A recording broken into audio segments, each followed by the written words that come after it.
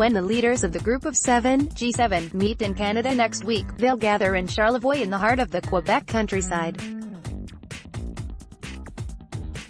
It'll be a perfect opportunity for the world leaders to get to know the new guy in the club, Giuseppe Conte, who is the nominee now to be Italy's prime minister after the Five-Star Movement (M5S) and Italian League reached a deal to form a coalition government nearly 2 months after a general election there.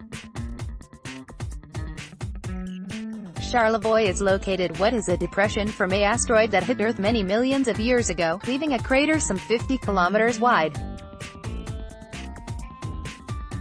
It's on the banks of the St. Lawrence River, and if the G7 leaders are lucky, they might get a chance to see a whale or two swimming by. It's a favorite fishing spot to foreigners of all sorts. Funny thing about fishermen, they all tend to stretch the truth when it comes to the size of the ones that got away. And Conte knows how that feels right now. He's on the hook for having possibly committed a little bit of nose-stretching when it came to his curriculum vitae, and whether he refined his jurist education at New York University, despite there being no record of him studying there. As it stands now, Luigi Di Maio, the leader of M5S, the largest party in Italy's parliament following the March 4th election, and League leader Matteo Salvini are standing by their political neophyte choice to be the nation's next prime minister.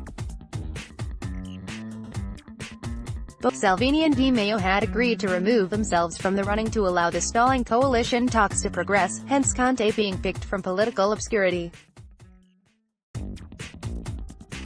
Since the election, where no side won enough seats to be able to form a government, the constitutional bar in Italy is high, with any party of coalition needing to have a majority in both the lower chamber of deputies and the upper senate of the Republic houses. The political horse trading has been thick and fast. The fear now though is that thick and fast politics might also equate to fast and loose.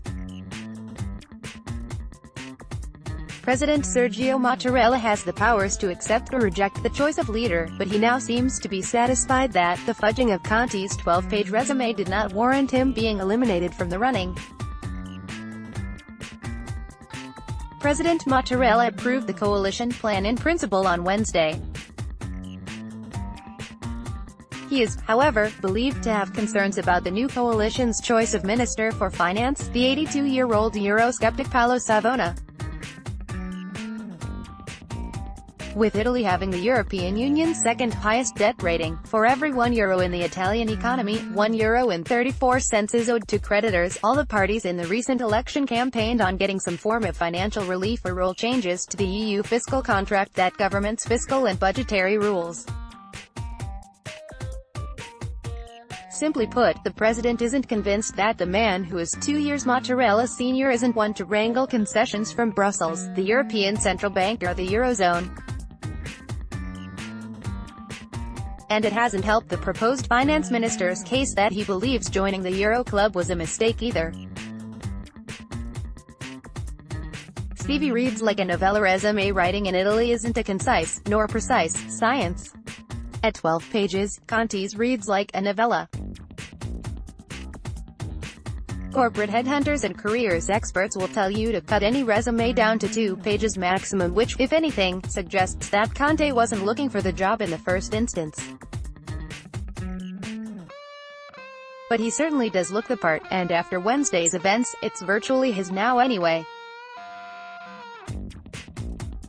He's a 54-year-old civil law professor with a taste for cufflinks and white pocket kerchiefs. And his long CV lists working for Roman law firms and mingling with top-ranking cardinals from the Vatican. Clearly, with no political base or government experience, his best quality might be that of being able to read and follow the briefs presented to him by both Di Maio and Salvini in delivering the coalition's agenda in the coming months. So how serious was Conte's nose-stretching?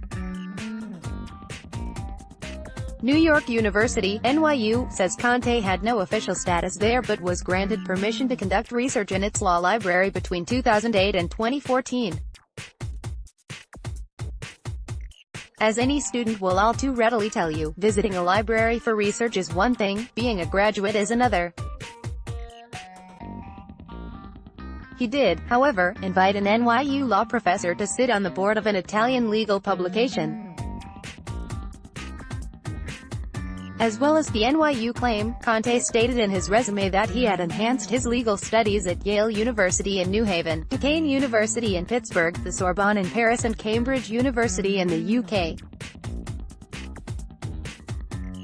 Citing confidentiality rules, Cambridge said it could not immediately confirm or deny whether Conte had attended the university.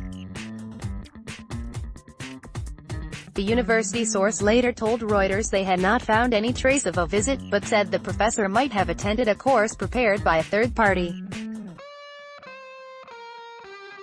The International Culture Institute in Vienna is also named on the resume.